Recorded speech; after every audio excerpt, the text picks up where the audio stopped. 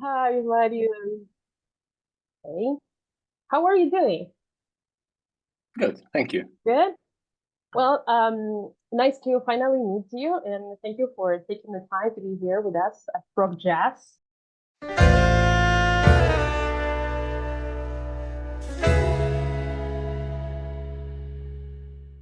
Mariusz, undoubtedly, the influence, of course, of Tangerine Dream, Vangelis, and Jean-Michel Jarre, you know those names pretty well.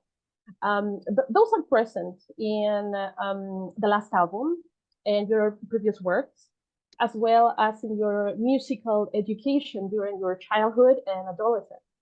So I would like to know, how does the Mariusz Duda of today see the child who, in your own words, used to hallucinate while staring at those posters of Jarre and Vangelis in his bedroom? How do I feel these days? Um, Yes. well, I'm really happy that I can do for a living things that I always wanted to do. That I can connect my job with my passion, and that I can live on from music that it's not super commercial. So I don't have this feeling that I'm selling my soul. Mm, Right. So yeah, I had the good inspirations, I believe, because Mhm. I chose music that uh, kind of reflects senses in human body, and I hope that this legacy uh, that I was inspired by will carry on in sort of way. Absolutely. I feel fulfilled, you know. I feel Mhm. fulfilled, but the older I am, I'm just trying to do more things that I'm more comfortable with. And this is including music as well. That's fantastic. Um, well, both Riverside and Lunatic Soul and your solo career have been interesting experiences for your fans, especially for the challenge that the variety of musical landscapes in your creations imply. Yeah. Would you like to explore different scenarios in the future? What do you have in I mind? I did that already doing this pure electronic world in the Mm-hmm. pandemia. So I've got three musical words now. And I probably chose what what I'm feeling the most comfortable with. So this is just like rock music plus metal elements and I don't know, ambient, oriental, folk music, and electronic music. Right. Um, I love to compose good songs, good melancholic songs. I like to experiment with riffs and like to experiment with weird sounds. Um, so that's fine. Of course, I could experiment more, but I believe that I found my own boundaries that I want to extend from time to time, but still keep the solid fundament of my style. So I'm Okay. not sure if I ever record prog jazz album, unfortunately. Mm-hmm. But I remember that I had a jazz band in the past before I moved to Warsaw, capital of Poland. And I kind of um, experienced that. Mm-hmm. And so I know how it is. And but oh, I also in Lunatic Soul I had some jazz elements as well, Yes, you yes, know, some saxophone things. So it's yeah. still somewhere maybe subconsciously under my skin. But Mm-hmm. yeah, I feel comfortable with my music genres, and I don't think that I want to change something. What was the name of this band, the jazz band? It was called a special edition trio, but we didn't do anything official, unfortunately. So it was just like, you know, In your doing some mind, shows. right? Maybe I've got some recordings on my CD, very old, covered by dust CD. Maybe it doesn't work yet, but it was interesting. Yeah, I follow you quite closely. Of course, not in a stalker way, but you recently posted on your social media that you're enjoying the composition of Lunatic Soul latest album. And I consider that you shared some very interesting information there. But my question is related to that creative process you mentioned. So how does this creative process begin, and how did this creative process unfold? We're talking about the new Lunatic Soul that I'm working on right now. Well, I started with some old ideas at the very first, some leftovers from the different projects. I always start from that. And I found something like the beginning, like, okay, now it's time for this song, and now it's time for this song, because I want to collect all really characteristic elements of Lunatic Soul, the new album. Plus, the last experiments with electronic music forced me to think that it's great when I experiment as an artist, when I push some boundaries and do something different. But I also probably from time to time need to record the album with the things that I feel the most okay with. And these days, I just ask myself a question: in which am I good at? Like, you know, I'm not a virtuoso on any instrument. I can talk. I can create stories. I can create the albums with I don't know, the message, with the story behind, and that is coherent, that it's that you can listen from the beginning to the end. And I think that I said to myself, I can, from time to time, I can compose a good song, a good melancholic ballad, for instance, or I can just come up with a cool riff. So on this new Lunatic Soul, I said, okay, it's time to connect Lunatic Soul 1 with Through Shaded Woods, with maybe Walking the Flashlight Beam, collect all very basic Lunatic Soul elements that stands for Lunatic Soul style, that stand for, and connect this with good ballads and riffs. So probably it will be the most, I don't know, the most diverse Lunatic Soul album. It will be really long. So I'm not sure if it won't be even like a double album. I don't know that yet, but it would be interesting. I'm just doing whatever I feel best this time. You know? So I'm not forcing myself to just doing something crazy. I'm just doing what I want to, just what I feel. But at the same time, I believe it's also unique. I'm sure. I started to play more on the piano, for instance, on this album. You know, so more piano ballads will be. Nice. Okay. We're quite excited about this last Lunatic Soul album. Thank you. Okay, so let's talk about Riverside now. You guys wrapped up the ID NTP tour at the end of last year. Yes. In 2024, we will have the pleasure to welcome you again in South America. We are quite excited about it, with Chile being one of the main stops. Yay. So, how would you describe your experience interacting with the audience that devoutly consumes highly complex music like yours? You asking me about the Chilean audience now? The Chilean audience, yes. Okay. Well, this time it will be a great pleasure to finally see Chilean audience without masks.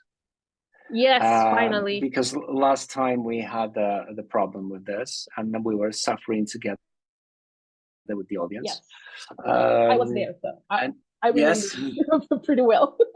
So yeah, well, this new album, it works really well live, you know. And if you don't feel that listening to this, probably you may change your mind listening our performance. So if you connect this with children reactions, that can be a bomb. I believe that it could be really a blast. So I'm really looking forward to experience that. Nice. So between Out of Myself and Identity, 20 years and 8 studio albums have gone by. So a catalog that has elevated Riverside to a position of influence over the last decade. How would you compare, looking back at those early years and the position you are in nowadays, that has you headlining festivals and filling venues all over the world? Well, it's nice to headline festivals after 20 years of activity. It's like what may some say it's sooner than later. Mm-hmm. We could be at the same place all the time, but we are growing.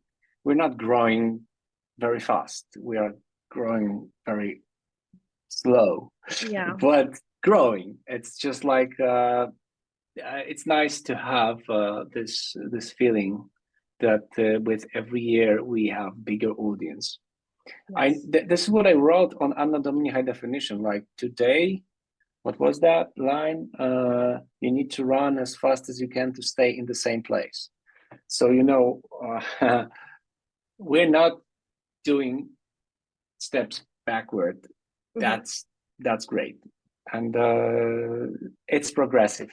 So it's kind of related to our style and genre. So I'm happy. I'm happy because I still can do that, right? Otherwise, I would probably focus on something else. Okay, so in 2015, that was the year Riverside made its debut here in Chile. To be quite precise, it was on September the 7th. I was there as well. Oh. Yes, at the Cariola Theater. It was a very quite small venue compared to the capacity. I remember that was like 700 people there. Yeah, it was pretty small. And yeah, I remember once about this tour. That was crazy because it's always like that, you know, fighting with deadlines. I was fighting with deadlines. The same was with Identity. And I remember that I was recording one song one day before delivering master to the label, because we need to be on time with the album release. And unfortunately, we had to start because the tour was booked like a year ahead, and we had to go for this tour. I was probably even one day before the official release. I don't remember when Love in the Time Machine was released, but that might be the time just when we were playing the show in Chile. It was just like the album was out like 2 days before, or 1 day before, or 3 days before. I don't remember, but it was pretty fresh. We've never did that before, and it was funny to. Hi, we're just promoting new album. It's just out right now. Yeah. Yeah, I remember. I also remembered a very nice moment that we experienced with Piotr back in those days. We were waiting outside the venue quite early. For example, the show started at 9 p.m. and we were like at 6, something like that. And suddenly he showed up and he said, "What the hell are you doing here so early?" Yeah. And he was really, really nice. We gave him a bottle of wine. We wrote some like very sweet messages on that bottle of wine. It was a very nice moment for he didn't share this wine. He just drank it by himself. No, I'm joking. I don't know what he did with this wine. Maybe we drank this together. I don't remember. Probably. Probably. That's so nice. What memories do you have for example, of that day? Well, you were sharing that with me. That or what kind of impressions do you have about the audience that day, that precise day? The audience were very supportive, but we didn't play well new songs because that was the beginning of writing this material, and we played probably only 4 from Love, Fear, and the Time Machine. So we said to each other like, oh, we need to practice more, and we should play better show in Chile. Unfortunately, that was like there was nothing in common with these days like we have now. We feel much more comfortable these days. But that was the moment of stress, probably. The people were great, but it was like, we should do this better. Next time we will do this better. And the COVID happened. Yes. But we appeared anyway. Nice. We were but that was a very nice experience. Yes, in Chile, absolutely. I remember. Absolutely. Also for us, we were a little bit contained because we tend to be quite expressive as an audience. So that's why we're so excited for this next concert. Yeah. Okay, so talking about the present and what's to come, just released the news about the second edition a couple of months ago of the CL Prog Festival, where you will share the stage with Vola, with this post-rock of the Japanese band Mono, and the psychedelic fantasies of Gong, which is a huge band as well. So I would like to ask you, what is your opinion about these referential bands, and have you met them before or played alongside them in the past? We played with Mono once. I don't remember where, somewhere in Spain. That was the festival in Spain. I'm not a huge fan of post-rock because post-rock for me sounds exactly the same on each album in every band. But there were some exceptions. But there's huge respect for the bands like Mono because they kind of started this genre. They're just playing since I don't know. Probably they started just like Mogwai very, very long time ago. And they're interesting, really interesting. But about the rest of the band, I know Gong from 70s. I don't know what they're just playing now. Vola is one of these bands that they're really, they have an idea for their music. I've got lots of friends who just really enjoy their music, and there's lots of metal bands, with the 7/8 string guitar that they just sound really similar to each other. I know that Vola's tried to be a band experimenting in a different way. They're more melodic, in my opinion. Yeah. I'm not sure who's else there, but what I wanted to say about this festival, it's really great. And I said that also during the previous interviews that I had with the National Progressiva, that you guys in your country, I have this feeling that about Prog as everyone should know about Prog. I mean, this is the music. The Prog doesn't have to be really conservative music. Right. Like sometimes you have this feeling like, I don't know, people in America listening to only one genre of music. Yes. And not everybody, but the majority is this style, kind of old-fashioned, kind of conservative.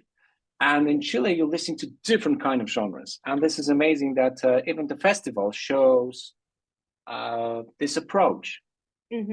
So this is not like, Transatlantic, Flower Kings, Neil Moores, and stuff like that are really similar to each other.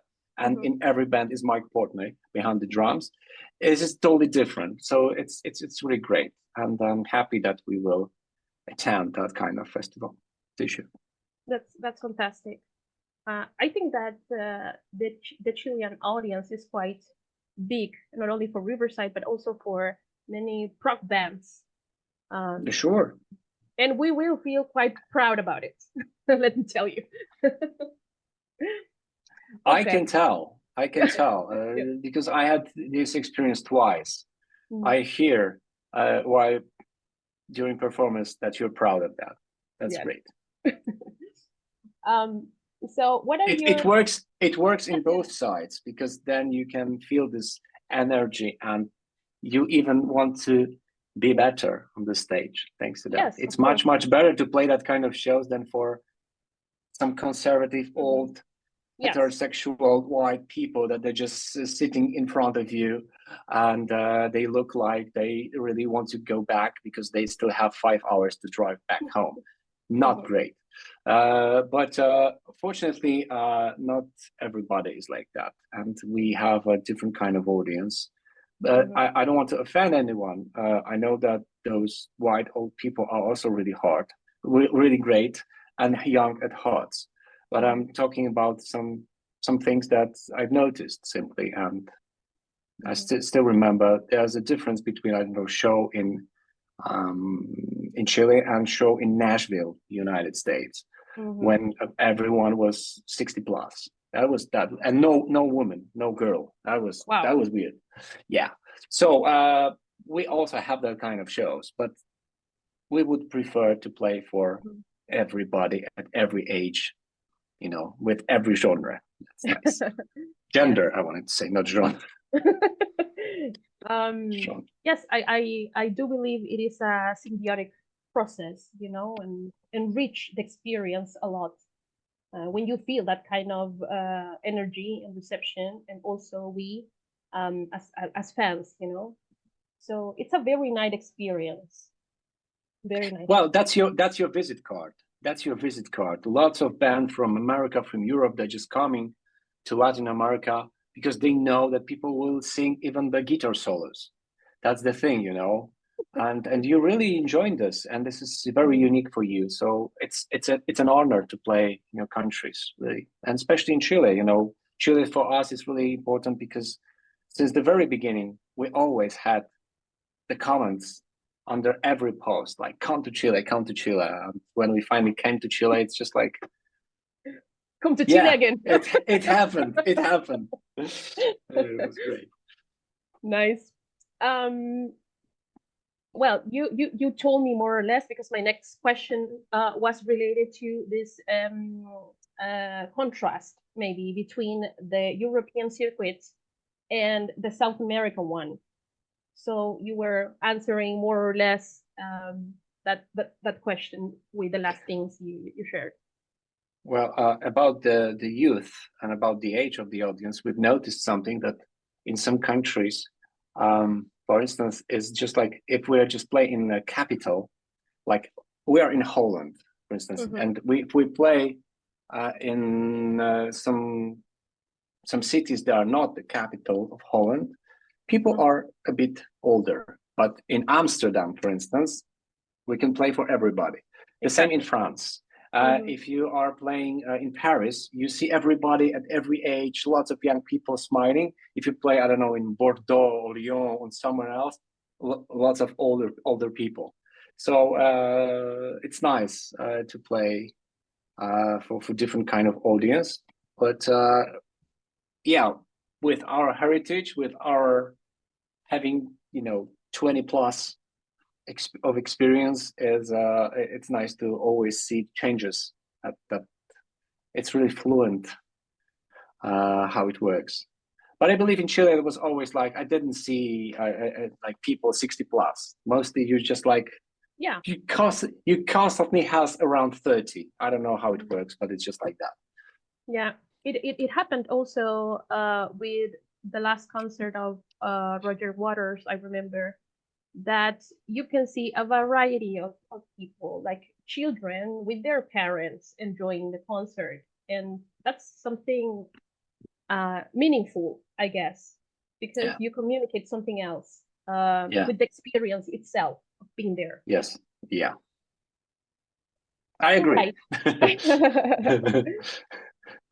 Finally, do you have any words for your South American fans? Any special message for the Chilean fans who will be waiting with open arms to welcome you again on April the 6th? No, I don't. No, I'm kidding. I'm kidding. No, what can I say? I'm really I'm happy that we can see each other again. It would be a great pleasure. We feel really great. when we are in Chile. We've been only twice, but this is, that will be the third, maybe the best moment. Yes. And we kind of missed this energy that will be inspired, and we will feel, I believe that we will have some boost from you that we will take with us and bring to our country full of domestic enemies, and try to use it as a barrier, as a shield, because this is what was in the past.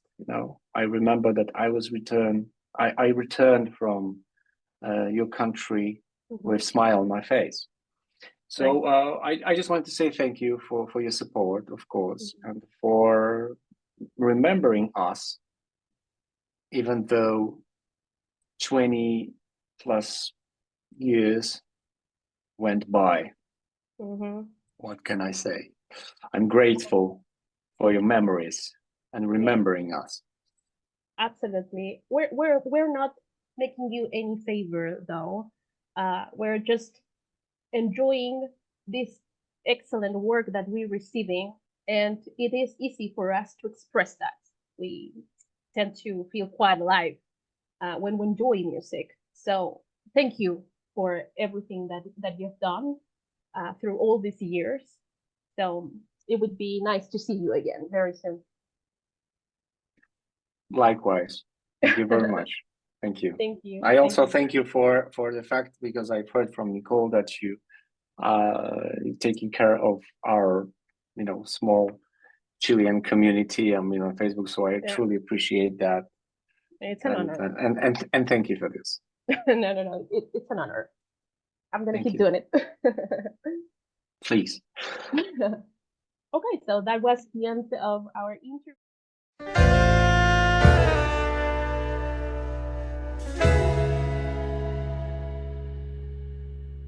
Have you heard about Prog jazz, by the way?